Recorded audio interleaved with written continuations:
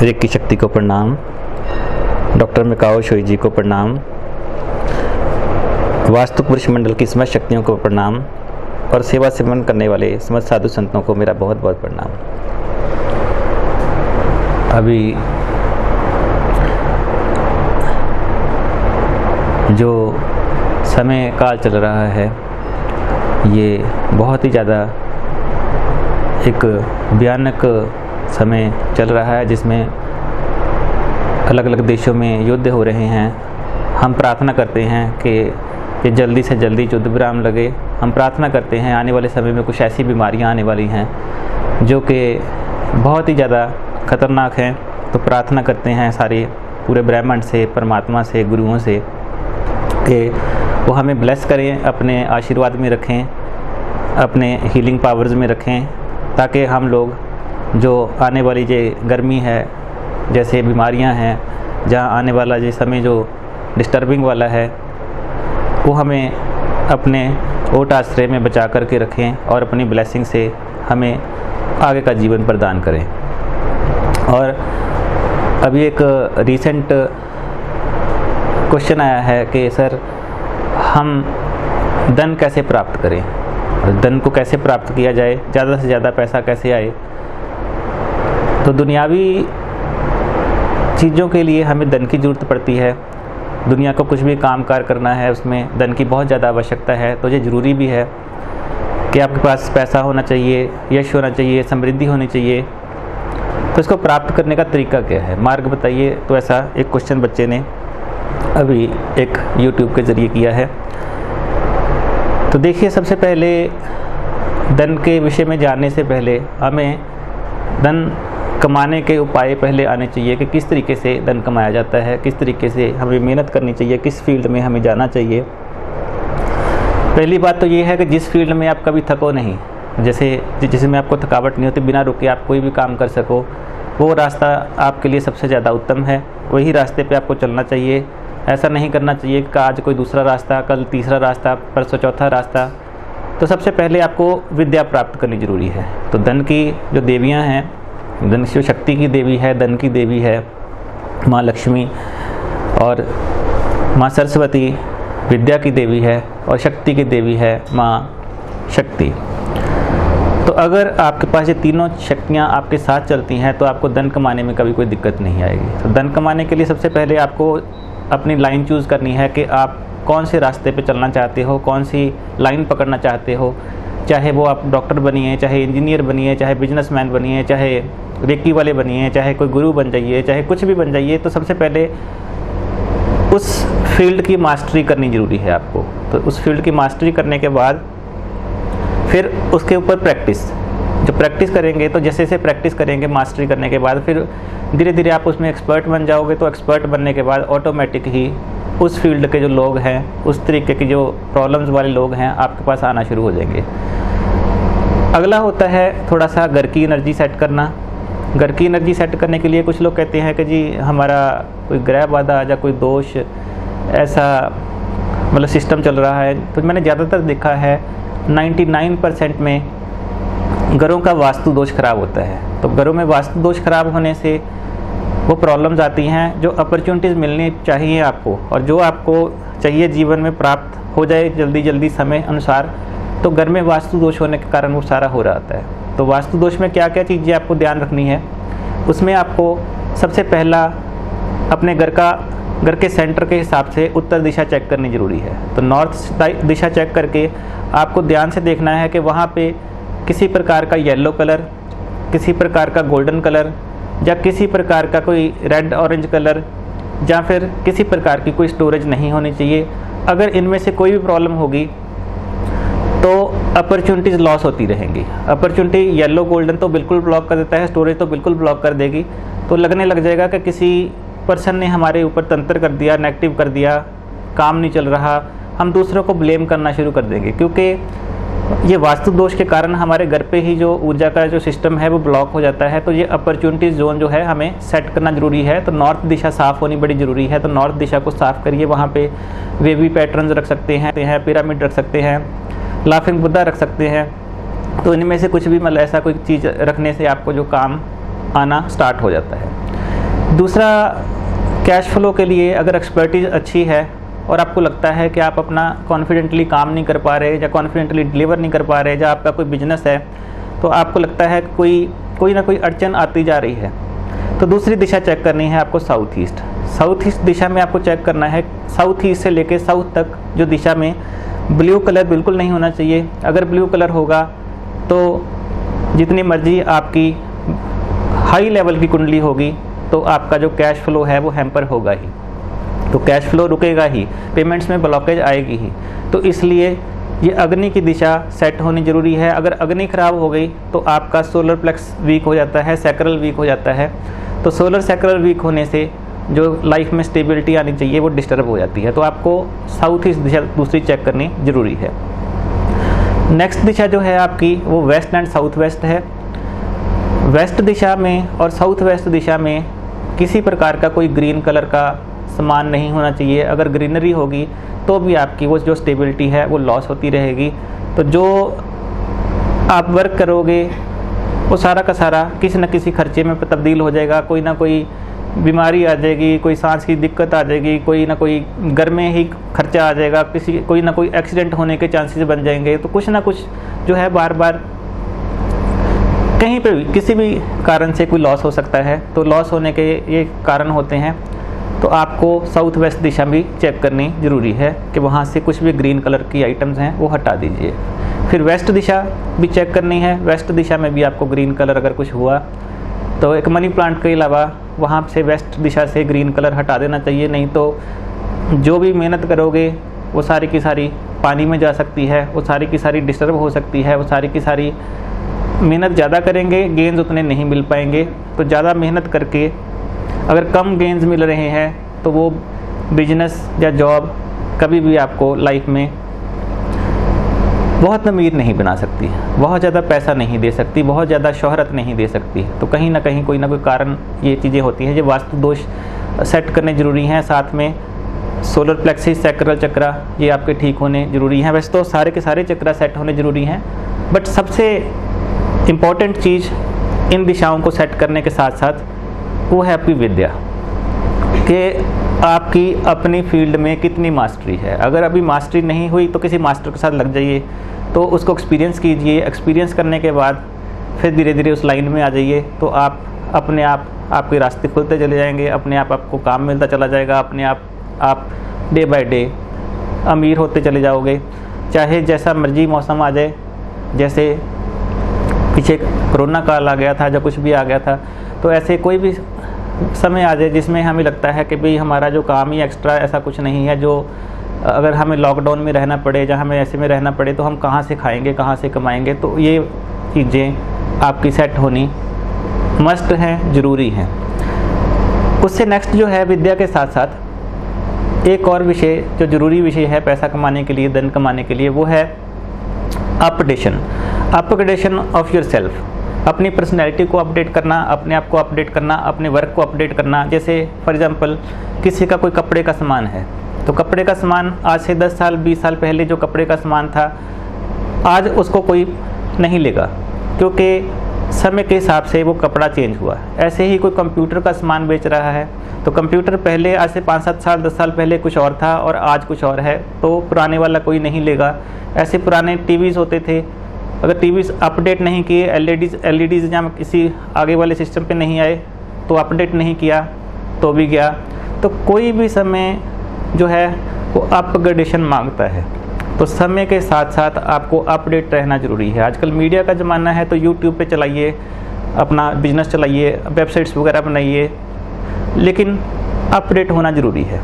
कोई आज से पहले मैनुअल वर्क करता था, कंप्यूटर नहीं आता था, तो कंप्यूटर नहीं आता था, जो जिन्होंने कंप्यूटर सीख लिया वो फिर भी बैलेंस रहे, जिन्होंने नहीं सीखा वो जहाँ कल थे आज भी वहीं हैं और धीरे धीरे करके ख़त्म होते जा रहे हैं। फिर हमें लगता है कि शायद हमारी किस्मत ख़राब है, शायद हमारा भगवान साथ नहीं दे रहा। तो भगवान ने ऐसा कोई सिस्टम नहीं बनाया कि आपका साथ ना दे। जब तक आपके सांस चल रहे हैं वो सदा आपके साथ है। जिस दिन सांस नहीं चली तो हम मान सकते हैं कि भाई चलो अब भगवान ने साथ छोड़ दिया तो हमारा शरीर छूट गया, लेकिन तब तक उसने कभी नहीं चाहा कि आप गरीब बनो, कभी नहीं चाहा लेकिन सिर्फ़ और सिर्फ अविद्या की कमी के कारण, समय की नीड के ना होने के कारण, मतलब हम ना संभालने के कारण हम लोग या कोई भी पर्सन जो पीछे रह चुका है वो पीछे रह जाता है। तो सभी अपने आप को अब अपडेट करना शुरू करिए। जैसे जैसे अपडेट करते जाएंगे आप जीवन में आगे बढ़ते चले जाएंगे, तो पीछे मुड़ने की ज़रूरत नहीं पड़ेगी और फिर आगे के आगे आपका सिस्टम चलता रहेगा। तो ये पैसा कमाने के कुछ रहस्य हैं, तो आप इनको अगर फॉलो करेंगे तो आप देखिएगा डे बाय डे आपकी जो ग्रोथ है उसको फिर कोई नहीं रोक सकता। जो भी मैं पॉइंट बोल रहा हूँ तो कभी कभी कॉपी ले लीजिए करिए और उसको नोट कर लीजिए करिए, क्योंकि ये काफ़ी इंपॉर्टेंट हैं। तो काफ़ी इंपॉर्टेंट हैं, कभी कभी हमें भूल जाता है, तो अगर आप लिख लेंगे तो आपको पता रहेगा कि कहाँ पे क्या चीज़ की हमारी कमी है और उसको हम सेट कर लेंगे और सेट हो जाएगा। अब एक हर वीडियो के जैसे एक मैसेज, गुरुजी जो मेरे आध्यात्मिक गुरुजी हैं, मैंने उनसे अब बात करी जा कर के कि गुरुजी अब क्या करें। तो अब आपने जैसे जैसे जीवन में हमने सोचा, जैसे जैसे चाहा, सब अब कर लिया, सब पा लिया, अब क्या करना है, क्या पाना शेष है, अब क्या करना बाकी है। तो उन्होंने फिर कहा, कहते कि सबसे पहले तेरा फोकस क्या है, अब अगला फोकस क्या है, तू क्या करना चाहता है। तो मैंने फिर बात करी कि गुरुजी जैसे जो कोई दूर से संगत आती है उनको कोई रहने के लिए जगह मिल सके, कोई आए उसको हम रोटी पानी दे सकें, या कोई छोटा सा एक आश्रम तैयार कर लिया जाए। तो उन्होंने मुझे अभी रोक दिया है, तो रोक दिया है, अभी प्रोसेस में तो है, लेकिन अभी उन्होंने कहा कि माला पकड़ और पाठ कर। तो माला पकड़ और पाठ कर, क्योंकि ये जो समय आने वाला है, अभी जो समय काल आ रहा है ये इतना ख़तरनाक है कि अभी पाठ करेंगे तो हम बच जाएंगे। तो ख्वार होए सब मिलेंगे, बचे शरण जो होए। तो जो शरण में आ जाएंगे, परमात्मा की शरण में आ जाएंगे तो बच जाएंगे, वरना बहुत कहते प्रॉब्लम है। तो इसलिए साधु का काम कहते सिर्फ सिमरन करना और कराना। साधु का काम जो है 24 घंटे सिमरन करना और करवाना। तो कहते सिमरन कर और करवा, जिस दिन इच्छा होगी परमात्मा की, अपने आप ही तुझे आशीर्वाद मिलेगा और तेरा जो सिस्टम तू चाहता है वो हो जाएगा पूरा। तो अब कहते मोक्ष के मार्ग पे चल और सबको मोक्ष के मार्ग पे लगा। तो मुक्ति का मार्ग जो है वो सिमरन का मार्ग, मुक्ति का मार्ग, उसमें कुछ प्रक्रियाएं, जैसे जो बिगनर लोग हैं या कोई एक्सपर्ट लोग भी हैं वो भी पूछते हैं कि हम इस आध्यात्मिक मार्ग पे कैसे आगे चलें, कैसे आगे चले। तो कुछ रेफरेंस मेरे पास ग्रंथ हैं जिसमें सिमरन की कुछ अवस्थाएं कही गई हैं। तो सिमरन की जो अवस्थाएं कही गई हैं, तो सबसे पहली जो अवस्था सिमरन की कही गई है उसको वैखरी अवस्था बोलते हैं। तो वैखरी जाप बोलते हैं। वैखरी जाप जो होता है ये लंबे जाप होते हैं, लंबे जाप, जैसे ओम ऐं ह्रीं क्लीं, तो या फिर अपना महामृत्युंजय हो गया, जो भी मंत्र होते हैं जो हम बोल करके करते हैं, जो बोल करके करते हैं, जो पहली अवस्था है हमारी सिमरन करने की। तो पहली अवस्था जो है बोल करके की जाती है ताकि हमारा जो ध्यान है किसी पे टिक सके, किसी गुरु पे टिक सके, किसी फोटो पे टिक सके और वो मंत्र बोल के वाइब्रेशन पैदा करी जाए। तो ये लंबे जाप होते हैं, जितने भी लॉन्ग जाप हैं वो सारे वैखरी अवस्था के जाप के अंदर, लॉन्ग अवस्था की जाप में आते हैं, जो स्टार्टिंग की अवस्था है। फिर दूसरी अवस्था जो आती है वो है मध्यमा। मध्यमा कहते हैं जिसमें हमारा जो हमें जीव हिलाने की ज़रूरत नहीं पड़ती ज़्यादा, मतलब जैसे मुंह हिलाते हैं हम, जैसे मान लीजिए राम का पाठ है तो मैं मन में कर रहा हूँ, तो जब ये वाइब्रेशन पैदा करते हैं, ओम का जाप है, राम का जाप है, अल्लाह का जाप है, वाहे गुरु जी है, तो जो ये है फिर इसमें हमें ये लिप्स हिलाने की ज़रूरत नहीं पड़ती। तो इसको हम मध्यमा जाप जो है कहते हैं। इसमें आवाज़ आए या ना आए, मन में सिमरन चल रहा होता है। तो आवाज़ हम वाइब्रेशन जब क्रिएट करते हैं तो वाइब्रेशन क्रिएट भी कर सकते हैं, और नहीं क्रिएट करना चाहे तो बिना जीव, बिना लिप्स से हिलाए तो ये पाठ किया जाता है। तो इसको मध्यमा की स्थिति कहा जाता है, मध्यमा जाप ये प्रकृति है। फिर जो अगला जाप है, अगला जाप है सुरती का। सुरती का जो पाठ चल रहा है आपका, उसी को अपने द्वारा सुनना। मतलब भीतर पाठ चल रहा है और उसको सुनते जाना, भीतर पाठ चल रहा है सुनते जाना, भीतर पाठ चल रहा है सुनते जाना। तो ये अगली अवस्था है, इसको सुरती जाप कहते हैं कि मन में सिमरन चलता रहे।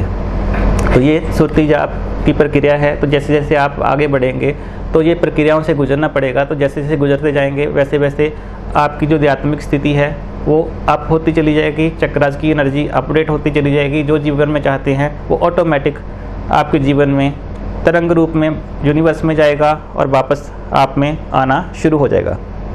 अगली जो अवस्था है वो है श्वास ग्रास की। श्वास ग्रास जो है, जो मन से हम सुन रहे थे वो आपके श्वासों में चले जाना, कि श्वासों की माला में सिमरू मैं तेरा नाम, जैसे कहते हैं कि श्वास ग्रास न विसरे हर नाम मन मंत्र। तो ये संतों की जो स्थिति है उसकी तरफ आप बढ़ना शुरू हो जाते हैं। तो बढ़ना शुरू हो जाते हैं तो श्वास ग्रास में जब आपका पाठ चल पड़ता है तो उसको श्वास ग्रास की प्रक्रिया कहते हैं। तो ये चौथी अवस्था है। चौथी अवस्था में ये चीज़ आपकी श्वास ग्रास श्वासों के साथ चल पड़ती है, सिमरन श्वासों के साथ चल पड़ता है। अगली जो अवस्था है वो हृदय में, तो इसको पंजाबी में बसंती जाप भी कहते हैं। बसंती जाप ये हृदय से चल पड़ता है। हृदय से ऑटोमेटिक जो है आपका सिमरन प्रवेश कर जाता है, हृदय में प्रवेश कर जाता है। तो फिर आपको श्वास ग्रास के साथ साथ हृदय में भी उसकी वाइब्रेशन चल पड़ती है। तो हृदय वाइब्रेशन चल पड़ती है तो हम धीरे धीरे करके उस स्थिति में जाना शुरू हो जाते हैं। तो ये ऑटोमेटिक सिस्टम के नज़दीक पहुंच जाते हैं, मतलब अजप्पे के नज़दीक पहुंच जाते हैं। अजप्पा होता है जिसमें आपको जोर ना लगाना पड़े, और वो छेवीं अवस्था है, मतलब पांचवी है हृदय का, उसके बाद फिर अजप्पा है।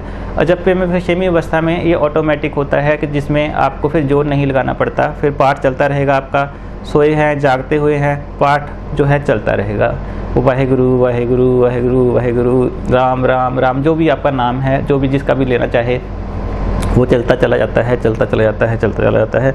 तो ये परावस्था, मतलब परा जाप उसको कहते हैं कि हर वेले कि हर वक्त जो सिमरन है वो चल पड़ता है। तो परा की प्रकृति में फिर आप जाना शुरू हो जाते हैं। तो धीरे धीरे करके हम सूक्ष्म तरंगों के विज्ञान को भी फिर हम जान सकते हैं इसके द्वारा। सूक्ष्म तरंगें कि किसी के मन को भी जाना जा सकता है कि मन के अंदर क्या चल रहा है। तो हमारे भीतर जब ये चीज़ें चलती हैं, जब जैसे जैसे हम इस अवस्थाओं से गुजरते हैं, तो ये चीज़ें ये प्रैक्टिस से आता है। प्रैक्टिस करनी पड़ेगी, बिना प्रैक्टिस के कुछ नहीं होगा। बिना प्रैक्टिस के आप चाहें कि कोई गुरु आपको दे दे, कि आशीर्वाद दे दे, कोई गुरु आपको, कोई परमात्मा के प्रकट होकर आपको दिख जाए, तो ये जिसने प्रैक्टिस करी है, जिसने साधना करी है, ये उसको ही अवस्थाएं प्राप्त होंगी। जिसने किया ही नहीं कुछ भी तो ये प्राप्त नहीं होता। तो ऐसे ये विद्याएं हैं। तो विद्याओं में हम जब चलते हैं उसके बाद फिर चलता है अनाहत नाद। ये उसकी नेक्स्ट अवस्था आ जाती है।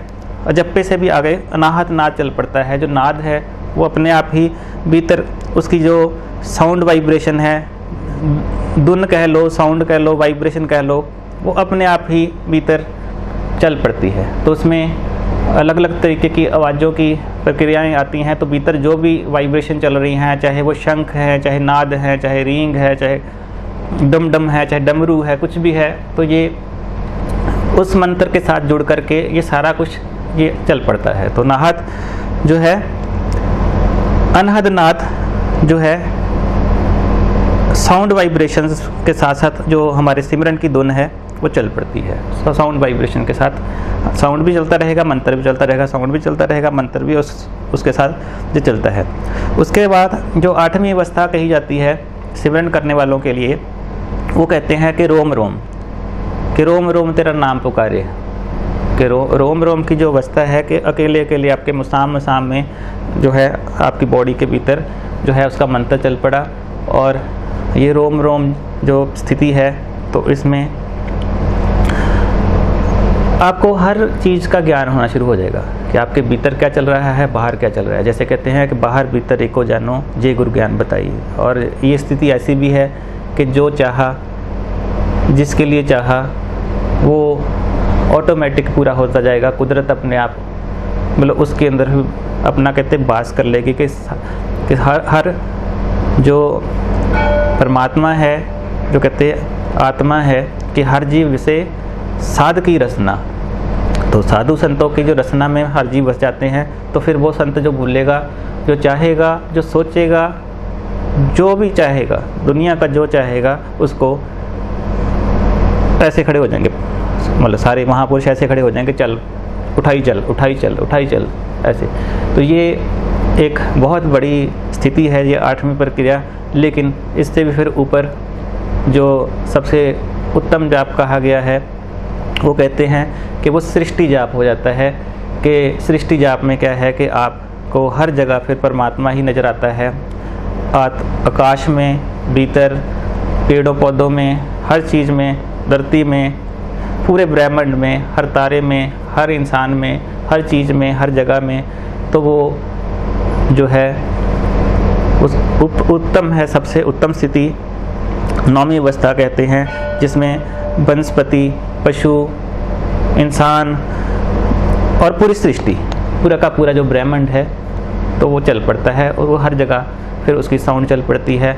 वो फिर पूर्ण स्थितियों में इंसान पहुंच जाता है। तो धीरे धीरे करके हम सभी को इन स्थितियों से गुजर करके जोर लगाना पड़ेगा, जोर लगा करके फिर हमें बैठना पड़ेगा, बैठ करके फिर हमें ये स्थितियां प्राप्त करनी है जो आगे बढ़ना चाहते हैं। तो ये ज़रूरी भी है। समय मौका दे रहा है, समय रास्ता बता रहा है, समय सब कुछ कर रहा है आपके लिए, लेकिन हम जो है अपनी इस अवस्थाओं को छोड़ के, इन चीज़ों को छोड़ के लगे हुए हैं कि ये कर लो, वो कर लो, ये कमा लो, वो कमा लो। तो जब आप इस स्थिति में आ गए, आपको कुछ करने की ज़रूरत नहीं है, परमात्मा ने सब कुछ वैसे ही दे देना है, आपने परमात्मा ही बना देना है आपको। तो हमारा जो जीवन हुआ है इन्हीं अवस्थाओं से गुजर करके आत्मा की तरफ परमात्मा में विलीन होने के लिए हुआ है। जागृत में भी ब्रह्मलीन, मृत्यु में भी ब्रह्मलीन, पहले भी ब्रह्मलीन, आगे भी ब्रह्मलीन, अब भी ब्रह्मलीन, और खुद भी और दूसरों को भी रास्ता बता के उनको भी वैसे वैसे करना। कोई भी किसी की आदत नहीं बदल सकता, आदत हमें अपनी ही बदलनी पड़ेगी। आदत हम सोचते हैं कि भी हमारे ऊपर कोई नेगेटिविटी आ गई है, ये हमारी आदतों के कारण हमारी नेगेटिविटी है। तो आदत बदल देंगे, नज़र बदल देंगे तो नज़ारे भी बदल जाएंगे, आदत बदल जाएंगे तो किनारे भी बदल जाएंगे। तो ये एक ज़रूरी प्रक्रिया है, हमें निकलना पड़ेगा अपने ये माया से, मोह माया कि कर बंदगी छाड़ में मेरा।